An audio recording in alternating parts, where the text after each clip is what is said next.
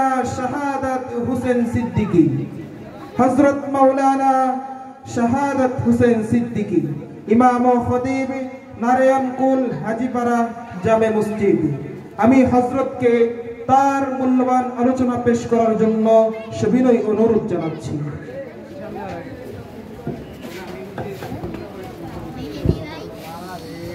अस्सलामु अलैकुम व रहमतुल्लाहि व बरकातुहू।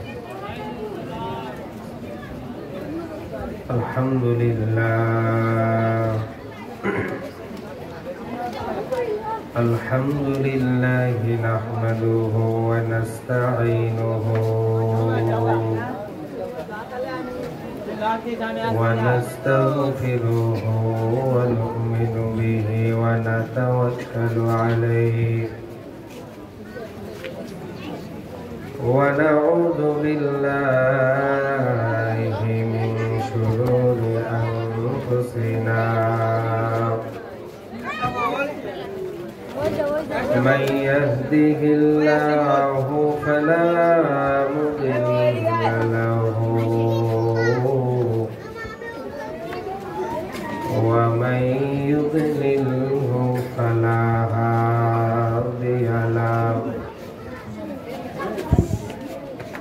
व नशहदु अन्ना सय्यिदना व सनदना व हबीबना وحبيب ربنا وطبيبنا وطبيب قلوبنا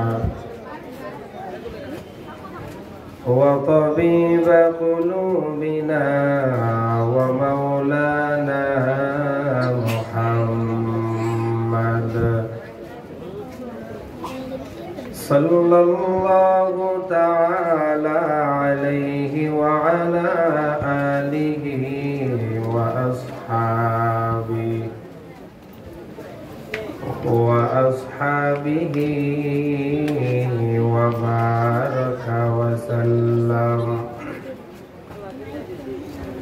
وبارك وسلم تسليما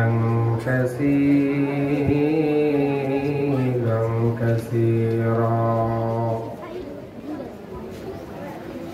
أما بعد فأعوذ بالله من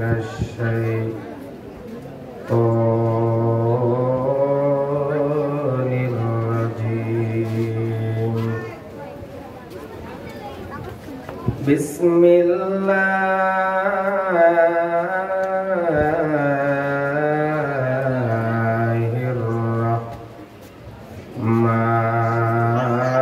الرحمن الرحيم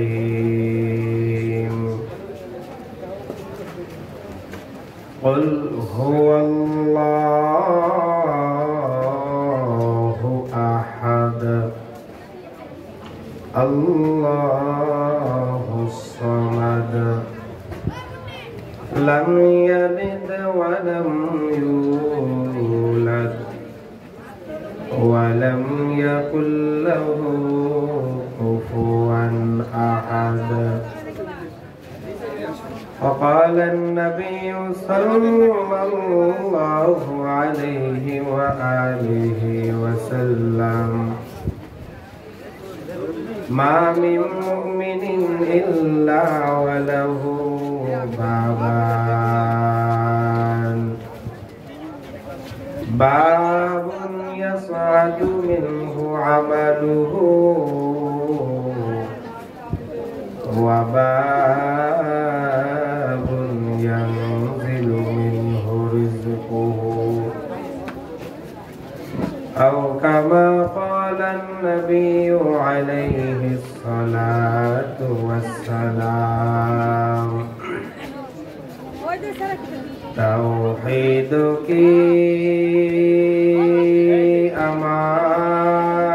अमानत सीलों में है हमारा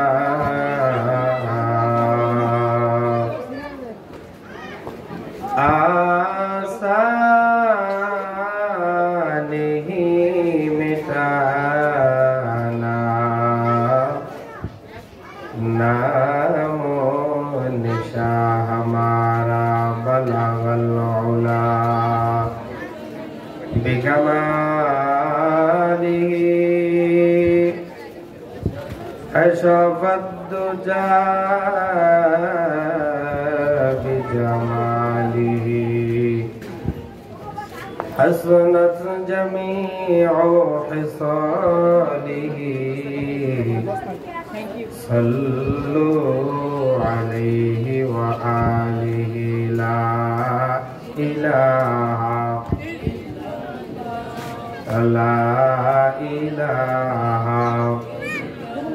ikut dah hal itu ikut dah illallah la ilaha la ilaha illallah la ilaha ألا يا ساكن القصر المعلى ستدفن عن قريب في التراب له ملك ينادي كل يوم لدول الموت يبنو للخراب قليل عمرنا في دار دنيا ومرجعنا إلى بيت التراب لا إله لا إله إلا الله لا إله لا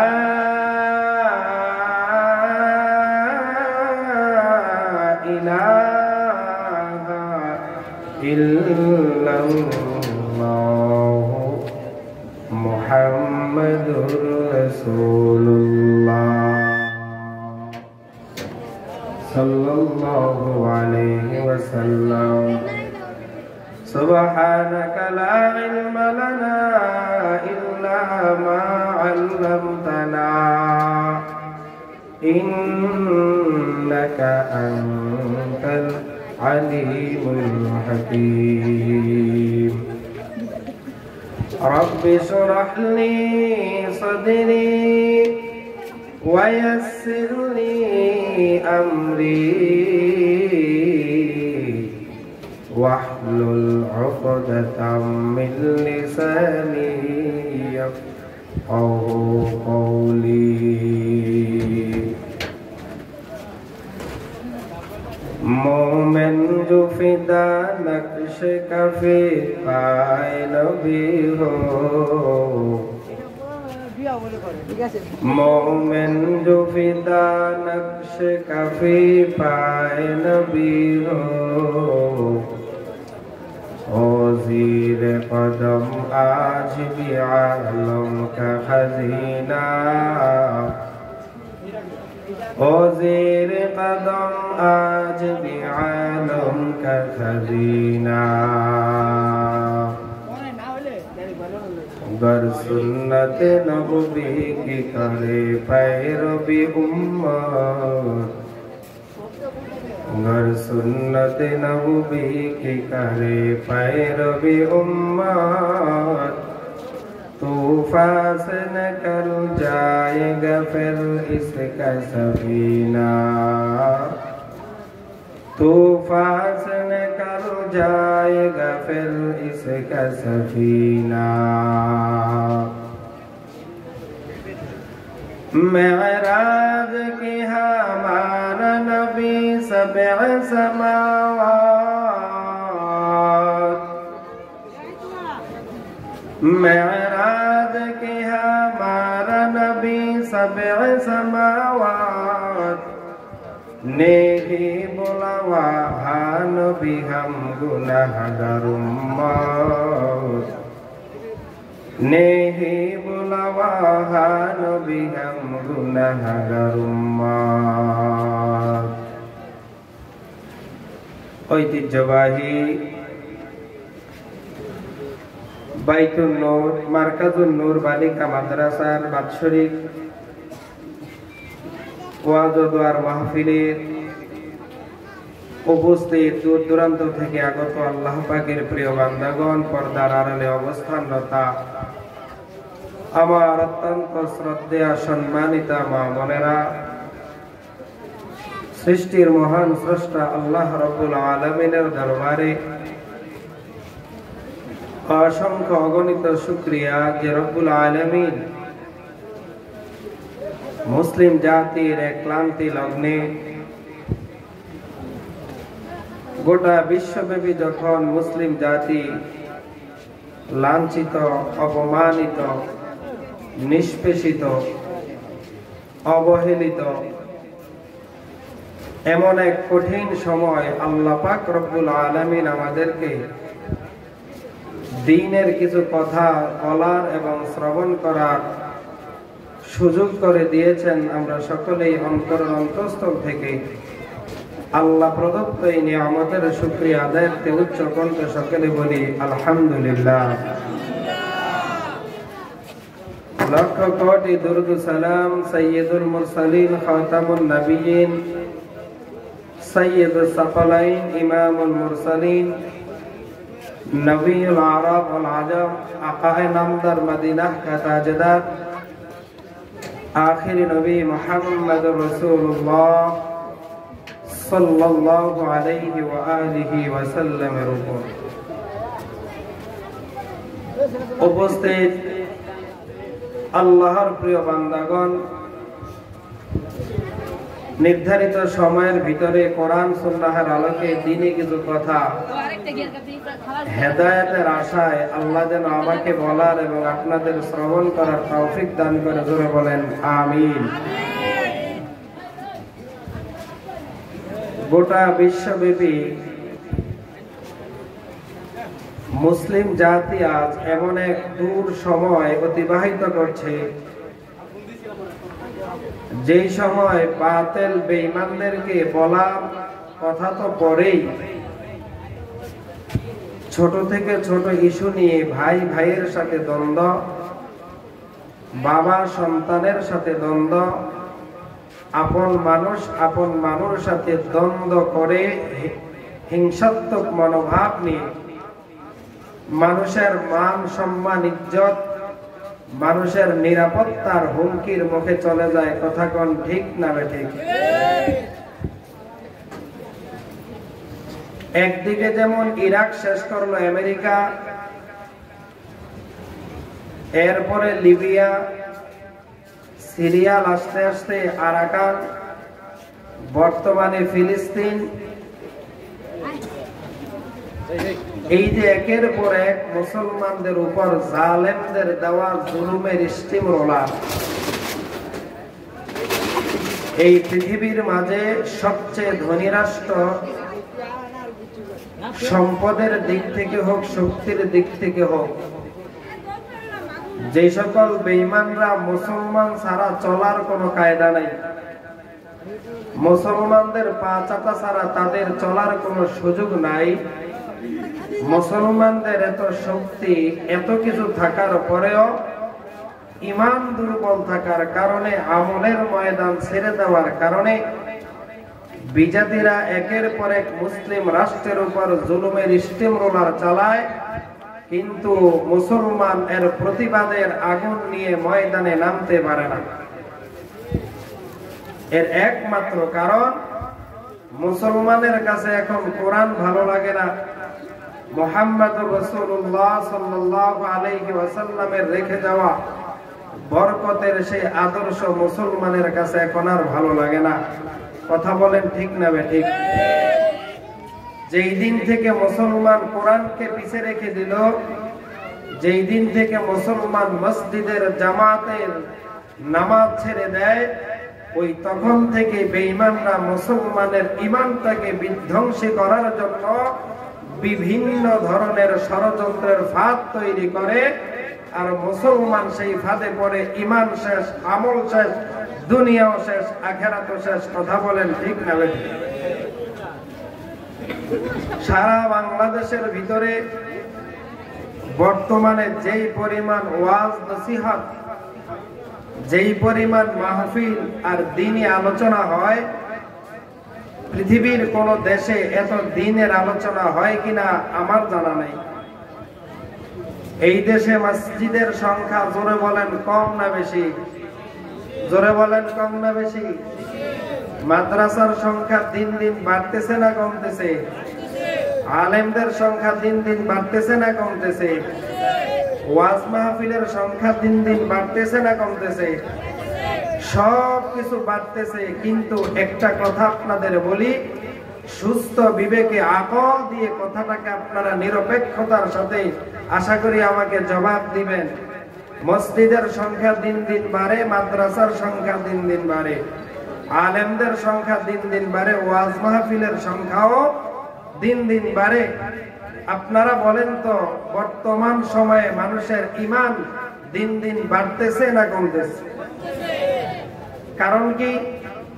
যেই মোবাইলে চার্জারের মাধ্যমে চার্জ যত বেশি দিবে, ওই মোবাইলে তো চার্জ তত বেশি থাকার কথা। কথা কোন ঠিক না বেঠিক? বেশি থাকবে দূরের কথা, ড্যামেজ ব্যাটারির মাঝে কিয়ামত পর্যন্ত চার্জ দিলে ব্যাটারিরও ফায়দা নাই, মালিকেরও ফায়দা নাই। ওই মোবাইল দিয়ে যেমন কোনো কাজ হয় না, কোনো উপকার হয় না, ঠিক ড্যামেজ ঈমান দিয়ে মুসলমানের সামনে কোরআনের বয়ান করব, হাদিসের বয়ান করব, সুন্নতের বয়ান করব, ড্যামেজ ব্যাটারির মতো ওই মানুষের বয়ানেও কোনো আকর্ষণ, কোনো আগ্রহ, কোনো পরিবর্তন ঘটবে না। কথা বলেন ঠিক না? এটার জন্য এক নাম্বার, হয়তো আমাদের মোবাইল পরিবর্তন করতে হবে, অথবা চার্জার পরিবর্তন, না হয় ব্যাটারি পরিবর্তন। কথা বলেন ঠিক না? সব ঠিক রাইখা যদি সার্ভিস 100 চাই, 1% পাওয়া যাবে না। কথা কয় না ভাইয়েরা আমার? এই যে আজকে মার্কাজুন নূর বালিকা মাদ্রাসার উদ্যোগে আয়োজিত এত বিশাল বড় আয়োজন, অথচ এশার নামাজ পড়লাম, সামনেও মানুষ, ডানেও মানুষ, বামেও মানুষ, কিন্তু নামাজের কাতারে মানুষের বড় অভাব। কথা বলেন ঠিক না বেঠিক? নামাজ যে আমার উপর আল্লাহ ফরজ করেছেন এটা ভুলেই গেছি। যখন তুমি নামাজ পড়া ফরজ ভুলে গেছো, তখনই বেঈমান তোমার ঘাড়ের মাঝে একের পর এক জুলুমের স্টিম রোলার আঘাত দিতেছে, আর তুমিও একের পর এক আঘাত খেয়ে দুর্বল হয়ে, নিরুপায় হয়ে বেঈমানের কাছে তুমি হাত পেতে সুদের নামের পায়খানা খাওয়ার জন্য রেডি হয়ে যাও। কথা বলেন ঠিক না বেঠিক? মুসলমানের ঈমান বিধ্বংসী করার চূড়ান্ত এক ষড়যন্ত্রের ভাব বর্তমান সময়ের এনজিও কোম্পানিগুলো। কথা বলেন ঠিক না বেঠিক? এই এনজিওর সাথে যাদের সম্পর্ক, আল্লাহ রাসূল সাল্লাল্লাহু আলাইহি ওয়াসাল্লামের ঘোষণা, কোরআনের ঘোষণা, যেই মানুষ সুদের সাথে সম্পর্ক রাখবে, ওই বান্দা যদি ফজর থেকে এশার নামাজ, তাহাজ্জুদ, ইশরাক, আওয়াবিন, তাশতের নামাজও পড়ে, কিয়ামত পর্যন্ত রবের দরবারে মুনাজাত দেয়, খোদার কসম তার নামাজ কবুল হবে না, সাজদা কবুল হবে না, ওই বান্দার মুনাজাত কবুল হবে না। এটা আমার কথা না, রাসূলের রেখে যাওয়া হাদিসের মধ্যেই এই ঘোষণা পাওয়া যায়। সুদের মাধ্যমে ঈমান নষ্ট হয়ে যায়, সুদের কারণে নামাজ নষ্ট হয়ে যায়, সুদের কারণে মানুষের পবিত্র ঈমান আমল সব বিনষ্ট হয়ে যায়। আল্লাহ পাক রব্বুল আলামিন আমাদের সবাইকে হারামিয়াত থেকে হেফাজত করুন। জোরে বলেন আমিন। আপনাদের সামনে মহাগ্রন্থ আল কোরআনের সুপ্রসিদ্ধ এবং সুপরিচিত আমাদের একটি সূরা, সূরাতুল ইখলাস আমি তেলাওয়াত করেছি। সূরা ইখলাস মাত্র 4 আয়াত বিশিষ্ট একটি সূরা। আল্লাহ রাসূল সাল্লাল্লাহু আলাইহি ওয়া আলিহি ওয়াসাল্লামের অসংখ্য অগণিত অমীয় বাণী হাদিস সমূহের মধ্য থেকে একটি হাদিসের অংশ পাঠ করেছি। তেলাওয়াতকৃত সূরা এবং হাদিসের উপর আমার দেওয়া নির্ধারিত সময়ে আমি কিছু আলোচনা করার চেষ্টা করব। আল্লাহ পাক আমাকেও কবুল করুন, আপনাদেরও কবুল করুন, জোরে বলেন আমিন। সূরা ইখলাস পবিত্র কোরআনের 114টি সূরার একটি সূরা। যেই সূরাটা আমরা কারো পেট ব্যথা হইলে পানিতে দম করি, মানুষের বিভিন্ন দোয়ার প্রয়োজন হইলে যে সূরাটা আমরা তেলাওয়াত করি। আল্লাহ রাসূল সাল্লাল্লাহু আলাইহি ওয়াসাল্লাম হাদিসের মধ্যে বলেন, কোন মানুষ যদি সূরা ইখলাস মাত্র 3 বার পাঠ করে, ওই বান্দার আমলনামায় আল্লাহ পাক পবিত্র কোরআনের 1/3 তেলাওয়াত করার সওয়াব আমলনামায় দিয়ে দেয়। 1/3 মানে 3 ভাগের 1 ভাগ, 30 পারার প্রথম 10 পারা পড়লে যেই পরিমাণ সওয়াব, আল্লাহ রাসূল বলেন সূরা ইখলাস 3 বার পাঠ করলে বান্দার আমলনামায় আল্লাহ ওই পরিমাণ নেকি দান করে দেয়। কারণ এই সূরাটা অত্যন্ত বরকতপূর্ণ একটি সূরা। এই সূরার ভিতরে আমাদের বানানেওয়ালা রব, আমাদের স্রষ্টা আল্লাহর পূর্ণ পরিচয়, জোরে বলেন সুবহানাল্লাহ। সবাই বলেন তো আমাদের স্রষ্টা কে? জোরে বলেন আমাদের স্রষ্টা কে? আমাদের স্রষ্টা কয়জন? আমাদের স্রষ্টা কয়জন? জোরে বলেন কয়জন? লিল্লাহি তাকবীর, লিল্লাহি তাকবীর। মুসলমানের সংখ্যা অল্প হইলেই চলে, ঈমান যদি মজবুত হয় 313 জনের কাফেলা 1000 বেঈমানদের মোকাবেলায় বিজয়ের মালা পরে বাড়ি যায়। কথা বলেন ঠিক না বেঠে? অতএব মুসলমানের সংখ্যা বেশি প্রয়োজন নাই, মুসলমান সংখ্যা কম হোক, কিন্তু ঈমান যদি মজবুত হয়, পৃথিবীর কোন জালেম, কোন বেঈমান মুসলমানের সামনে দাঁড়ায় কোরআন নিয়ে বিশুদ্ধগার, নবী নিয়ে বিশুদ্ধগার করবে, এমন সাহস করাও তারা কোনোদিন স্বপ্ন দেখবে না। কথা বলেন ঠিক না বেঠি? বেঈমানের আতঙ্ক মুসলমানের তাকবীরের ধ্বনি। লিল্লাহি তাকবীর, লিল্লাহি তাকবীর। আল কোরআনের আলো, আল হাদিসের আলো। আল্লাহ পাক আমাদের সবাইকে কবুল করুন, জোরে বলেন আমিন। তাহলে আমি যে সূরাটা তেলাওয়াত করেছি, সবাই বলেন সূরাটার নাম কি? জোরে বলেন সূরাটার নাম কি? ইখলাস। অত্যন্ত বরকতপূর্ণ একটি সূরা। আল্লাহ পাক রব্বুল আলামিন নবীকে প্রশ্ন করেন, কুল, ও নবী আপনি বলেন, হুয়াল্লাহু আহাদ, আমি আল্লাহ হলাম এক। জোরে বলেন সুবহানাল্লাহ। আল্লাহ কতজন? বানানোর দিক থেকে আল্লাহ কতজন? আমাদের খাওয়ানোর দিক থেকে আল্লাহ কতজন? আমাদের পালনের দিক থেকে আল্লাহ কতজন? এভরিথিং, পৃথিবীর ফার্স্ট টু লাস্ট সমস্ত জিনিস বানাবার শুরু থেকে কিয়ামতের পূর্ব মুহূর্ত পর্যন্ত প্রত্যেকটা জিনিসের, জোরে বলেন স্রষ্টাকে, আরো জোরে বলেন স্রষ্টাকে। সেই স্রষ্টা এখন আসেনি? জোরে বলেন আছে না নাই? আছে। কোথায়? আল্লাহ পাক বলেন, ওয়া ইযা সাআলাকা ইবাদি আন্নী ফাইন্নী করিব।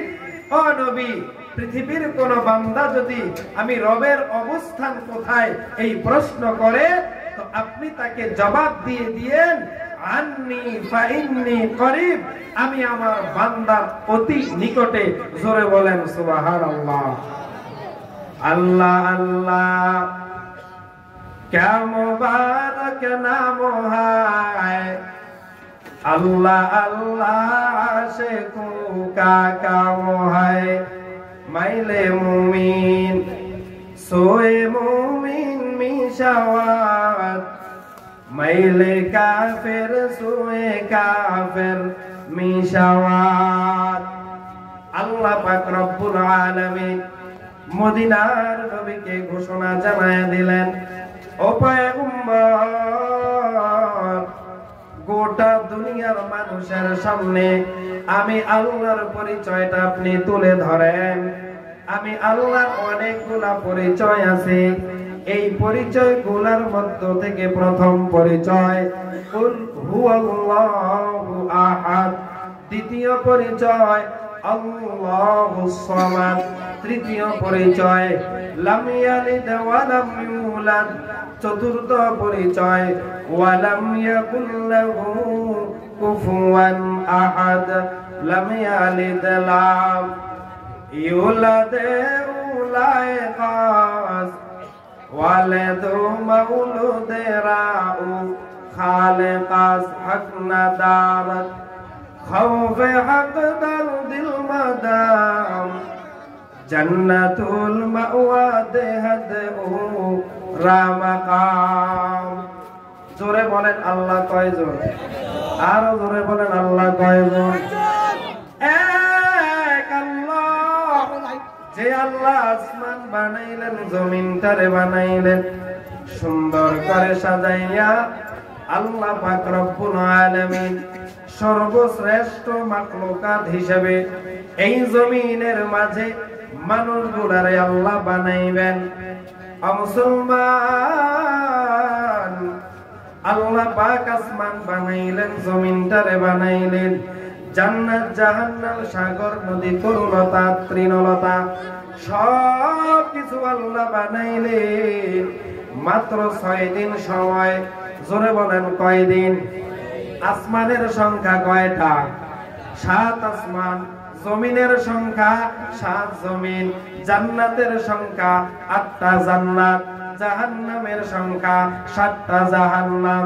এই 7 জমিন, 7 আসমান, 7টা দোজখ, 8টা বেহেশত, এগুলার আশেপাশে যা কিছু আল্লাহ বানাইলেন সব কিছু আল্লাহ পাক বানাইতে সময় নিলেন মাত্র 6 দিন।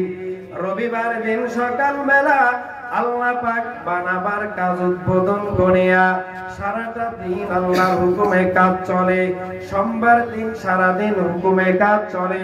মঙ্গলবার, বুধবার, বৃহস্পতিবার, শুক্রবার মাগরিবের আগে আল্লাহ পাক সব বানাবার কাজ কমপ্লিট করলেন। জোরে জোরে বলেন সুবহানাল্লাহ। ওই আল্লাহ 6 দিন সময় নিয়া এই 7 আসমান 7টা জমিন বানাইয়া এগুলার মাঝে কোনার কেউ নাই, কেউ নাই, কেউ নাই। আল্লাহ তাআলা এখন গোপন তখন রয়ে গেলেন। আল্লাহ পাক রব্বুল আলামিন বলেন, দুনিয়ার মানুষ, তোমাদেরকে সর্বশ্রেষ্ঠ সর্বশেষ বানাইলাম। তোমাদের পূর্বে আমি আল্লাহ জমিনের মাঝে জিনদেরকে পাঠাইলাম। জিনদের পাঠাবার পূর্বে ফেরেশতাদের পাঠাইলাম। ফেরেশতাদের বানাইয়া 2 ভাগে বিভক্ত করলাম। 2 ভাগে বিভক্ত করে 1 ভাগ আমি আল্লাহ আসমানে নিয়ে গেলাম, আর এক অংশ আমি আল্লাহ জমিনের মাঝে ছেড়ে দিলাম। আসমানের ফেরেশতারা আসমানে গিয়ে আমি আল্লাহর গুণগান গায়, আমি আল্লাহর পবিত্রতা বর্ণনা করে, আমি আল্লাহর প্রশংসার গান গায়। এরে নবীর উম্মতের দল, ওই ফেরেশতারা আসমানে গিয়ে বললেন আল্লাহ হলেন। জোরে বলেন কয়জন? আরো জোরে বলেন কয়জন? ফেরেশতারা আল্লাহকে স্বীকার করেছে, আল্লাহ হলেন একজন। এরপরে জিনদেরকে বানাইলেন, জিনেরাও আল্লাহকে স্বীকার করলেন। আল্লাহ কয়জন? আমরা মানুষরাও আল্লাহকে একজন স্বীকার করি, তবে সবাই না। কথা কোন ঠিক না বেঠে? আমরা যারা মুসলমান কালেমা পড়ে কালেমার মালাটা গলায় নিলাম, আমরা সবাই পড়েছি লা ইলাহা ইল্লাল্লাহু মুহাম্মাদুর রাসূলুল্লাহ। জোরে জোরে বলেন সাল্লাল্লাহু আলাইহি ওয়াসাল্লাম। কেমন এক কালেমা! আল্লাহর নবী বলে,